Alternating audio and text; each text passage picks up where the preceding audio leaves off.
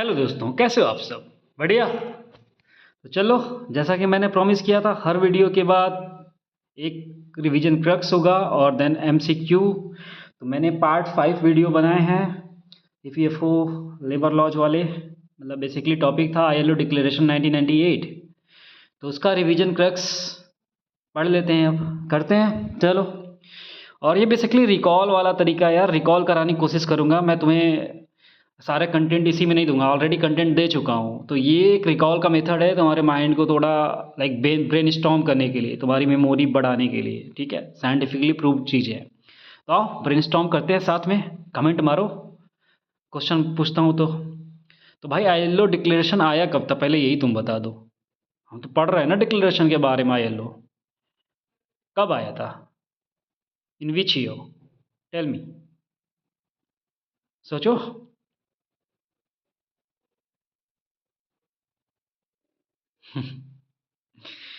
1998 में।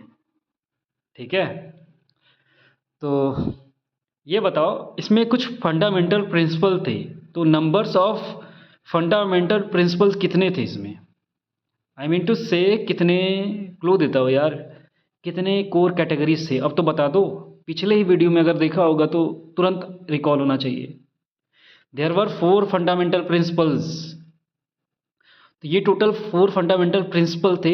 तो इसके अंडर जितने भी सब पॉइंट थे टोटल मिलाकर वो कन्वेंशंस बनते थे। तो ये बताओ नंबर ऑफ कन्वेंशंस कितने थे आईएलओ में? सोचो। हर में दो दो थे, 4 कैटेगरीज थी, तो टोटल नंबर ऑफ कन्वेंशन 8 था आईएलओ में। आईएलओ डिक्लेरेशन कब आया था? 1998 में। 4 फंडामेंटल प्रिंसिपल, 8 कन्वेंशंस। अब ये बताओ C87 C98, 8 7 9 8, 8 के बाद पीछे चले गए 7, C9 के बाद पीछे चले गए 8। Freedom of association, oh my God. ये बताओ कौन सी कैटेगरी में, मतलब फंडामेंटल प्रिंसिपल ये कौन से ब्रॉड कैटेगरी में आता है? किस प्रिंसिपल के अंडर आता है? फंडामेंटल प्रिंसिपल के, ये फंडामेंटल प्रिंसिपल नंबर 1 में आता है, जो कि कहता है freedom of association and collective bargaining. ठीक है, रिकॉल करो। जब C87 C98 दिखे ना, तुम्हारे माइंड में तुरंत स्ट्राइक करना चाहिए, चमकना चाहिए भाई। ये फंडामेंटल प्रिंसिपल नंबर 1 की बात की जा रही है, जहाँ पे freedom of association and collective bargaining की बात होती है। क्या? Freedom of association and collective bargaining. And C29 and C105, ये बताओ, ये कन्वेंशन नंबर है बेसिकली, कन्वेंशन नंबर 29 एंड 105। ये किस प्रिंसिपल के अंडर आता है? ये जो दो कन्वेंशंस हैं किस प्रिंसिपल के अंडर आते हैं? 29 एंड 105। दिखना चाहिए, चमकना चाहिए, चमक जाना चाहिए। 2 पे है, नंबर 2। ये प्रिंसिपल नंबर 2 है, फंडामेंटल प्रिंसिपल नंबर 2, जो कहता है कि elimination of forced labour. Elimination of forced labour. ठीक है, और ये तीसरा C138, C138, C182। Convention number 138, convention number 182 किस फंडामेंटल प्रिंसिपल के अंडर आता है? तो ये आता है फंडामेंटल प्रिंसिपल नंबर 3।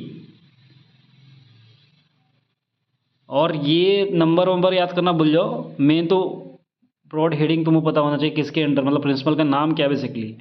तो ये तीसरा जो प्रिंसिपल है तुम्हारा, अबॉलिशन ऑफ चाइल्ड लेबर है, 1-3। ये इसके अंदर 2 कन्वेंशन आते हैं, 138 एंड 182।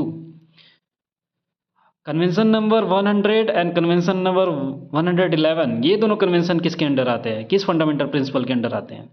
तो ये आते हैं फंडामेंटल प्रिंसिपल नंबर 4, जो कि कहता है elimination of discrimination in employment and occupation. तो फिर से देखो, जो पहला फंडामेंटल प्रिंसिपल है 87 98, जिसके अंदर जो कन्वेंशन है जिसके अंडर, वो फंडामेंटल प्रिंसिपल का नाम है freedom of association and collective bargaining. और convention number 29 and convention number 105 आता है under the principle of elimination of forced labour. Convention number 138 and convention number 182 आता है under the principle of fundamental principle of abolition of child labour. ठीक है, ऊपर जो दूसरा था फोर्स्ड लेबर था, एलिमिनेशन था, और दूसरे में अबॉलिशन ऑफ चाइल्ड लेबर है, तीसरे वाले में, मतलब 138 वाले में, 182 वाले में अबॉलिशन ऑफ चाइल्ड लेबर है, और C29 में एंड C185 में एलिमिनेशन ऑफ फोर्स्ड लेबर है। C87 C98 तो तुमको याद हो जाना चाहिए, याद हो जाना चाहिए। क्या होना चाहिए? याद हो जाना चाहिए। फ्रीडम है भाई, आज़ादी मिल गई फॉर एसोसिएशन करने के लिए, कलेक्टिव बार्गेनिंग करने के लिए। क्या मिली? आज़ादी मिली, freedom of association and collective bargaining. और 4 नंबर शतक मार दिया भाई सेंचुरी लास्ट में, 4th में। तो C100 और C11 111 111 ये under the principle, fundamental principle of elimination of discrimination in employment and occupation. तो यहाँ पे एलिमिनेशन होता है, elimination of discrimination, basically discrimination का एलिमिनेशन होता है इन एम्प्लॉयमेंट एंड ऑक्यूपेशन। तो एक चीज़ देख लो, ये सब वर्कर्स के राइट्स के बारे में बात कर रहा है मोस्टली 3 चीज़ों में, 2, 3, 4। फंडामेंटल प्रिंसिपल नंबर 2, 3, 4 में अबॉलिशन और एलिमिनेशन की बात हो रही है। तो 2 नंबर में फोर्स्ड लेबर की एलिमिनेशन की बात हो रही है, 3 नंबर में अबॉलिशन ऑफ चाइल्ड लेबर की बात हो रही है, 4 नंबर में एलिमिनेशन हो रहा है भाई किस चीज़ का? Discrimination in employment and occupation.